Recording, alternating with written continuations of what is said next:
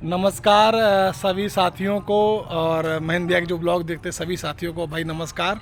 जी सभी साथियों को नमस्कार। अपने यूट्यूब चैनल revenue@ महेंद्र में सभी साथियों का हार्दिक स्वागत अभिनंदन करते हैं।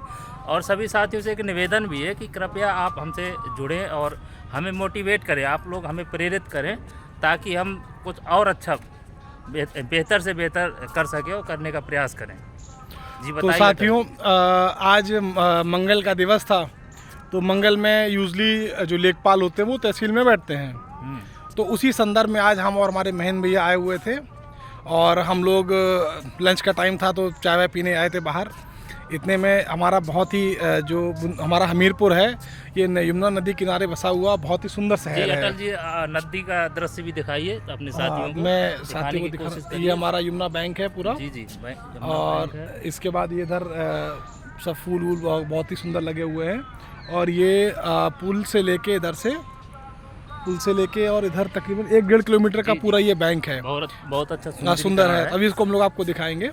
तो उसी में ही जो महेंद्र भैया थे तो जब मैं आया बुंदेलखंड में जो हमारा क्षेत्र है इसमें एक चीज़ मतलब जो काफ़ी फैक्ट्रीज वगैरह हैं और क्योंकि भैया के भी क्षेत्र में एक जेके सुपर सीमेंट की फैक्ट्री है। जी। और भैया के पास जो मतलब जो इनका भैया का एरिया है वो फैक्ट्री एरिया है जी। तो उसी से ही लगा हुआ मैं भी आया तो यहाँ पे मुझे एक चीज़ दिखी, मैं भी आप लोगों को दिखाऊंगा। तो उसी संदर्भ में ही मेरा जो भैया से सवाल था कि भैया बुंदेलखंड में जो अब इस समय हम देख रहे हैं कि कई फैक्ट्रियाँ स्थापित हो रही हैं। बिल्कुल। और तो मतलब कहाँ से मतलब और आप उसी क्षेत्र को देख रहे हैं जी। तो उस संदर्भ में क्या मतलब रीज़न है और ये भविष्य के लिए बुंदेलखंड के लिए बहुत अच्छा है। बिल्कुल। देखिए अटल जी, एक तो ये कारण हो सकता है मेरे हिसाब से, क्योंकि अपने बुंदेलखंड में क्योंकि ज़मीनें आसानी से उपलब्ध हो जाती हैं और अन्य जगह की तुलना में यहाँ पे सर्किल रेट या रेट कहें मतलब कम कीमत पे मिल जाती हैं ज़मीनें। और यहाँ पे कार करने के लिए जो चाहिए वो भी आराम से मिल जाता है। और लेबर जी। थोड़ा लेबर में कहने में थोड़ा हेजिटेट कर रहा था, इसलिए मैं चीज़ों को कर रहा था, लेकिन हाँ बात वही है, आसानी से मिल जाता है। जिसको इंग्लिश में हम लोग कहते हैं ह्यूमन रिसोर्स। जी थोड़ा सा क्योंकि लेबर मानव संसाधन। जी मानव संसाधन वो आसानी से उपलब्ध हो जाता है। और जैसे ग्राम पंचायत की हम बात कर रहे हैं, अटल जी ने कहा मेरी पोस्टिंग है ग्राम पंचायत इंगोटा में मैं कार्यरत हूँ।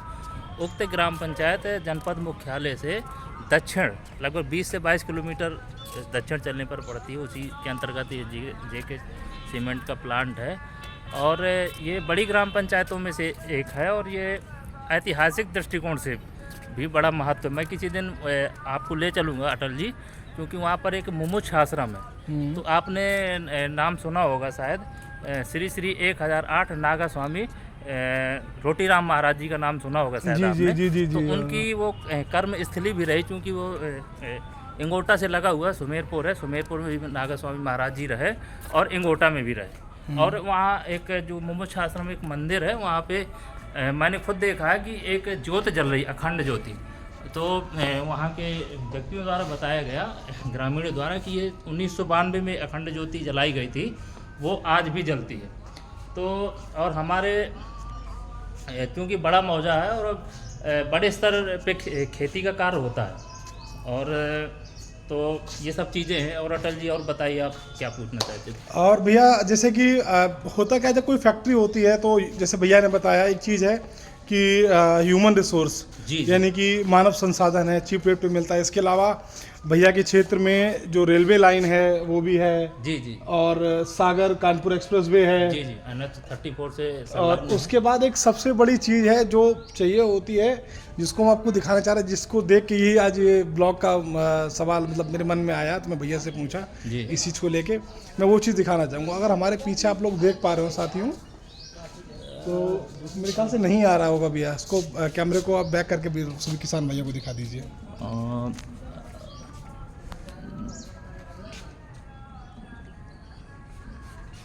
वो क्योंकि थोड़ा सा रेंज ज़्यादा पड़ पा रही तो नहीं दिखा पा रहे हैं। चलिए हम बाद में हम उसकी फोटो डाल देंगे। जी। हमारे पीछे है नेवेली का उत्तर प्रदेश का जो है power plant, thermal power plant है ये। तो यहाँ पे है तो जो क्षेत्र है बुंदेलखंड का, जो हमारा सदर हमीरपुर तहसील का क्षेत्र है, तो कई फैक्ट्रीज है यहाँ पे। रिमझिम का स्टील प्लांट है जी। इसके बाद आपका हिंदुस्तान यूनिलीवर का है, जिसमें कई प्रोडक्ट इसके लक्स हैं और कई Surfexcel है। कंपनियों के सब ब्रांचेज भी हैं, मतलब छोटे छोटे जैसे प्रोडक्ट बनते हाँ, हैं। जैसे मेरे मेरे मेरे ही क्षेत्र में विम का प्लांट है। जी जी जी। अंगोटा, और भैया ने चंदपुरवा आपका क्षेत्र है। हाँ, तो भैया ने जो बताया उसमें से एक चीज़ बताई है कि रोटीराम महाराज जी का जो आश्रम है, जी। भैया ने मुझे बताया विजिट करने के लिए।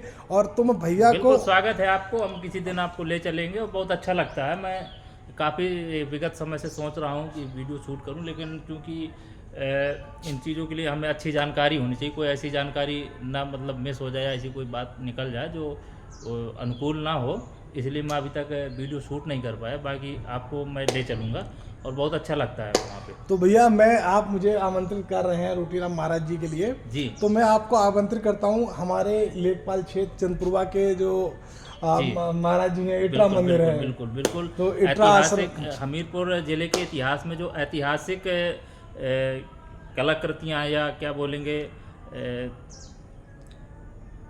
मंदिर वगैरह, हाँ ऐतिहासिक मंदिर, तो आप का जो है इंगोटा वो चंदपुरवा इटरा पड़ता है वो। हाँ, तो इटरा का मंदिर हनुमान बोलते हैं मंदिर, उसको। तो वो तो बहुत फेमस है और बहुत अच्छा लगता है वहाँ पर भी।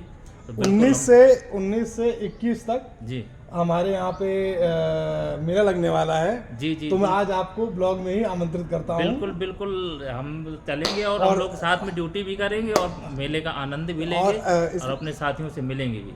और हम जब आप साथियों को, सभी साथियों को, और अगर हो सकेगा तो दर्शन भी ब्लॉग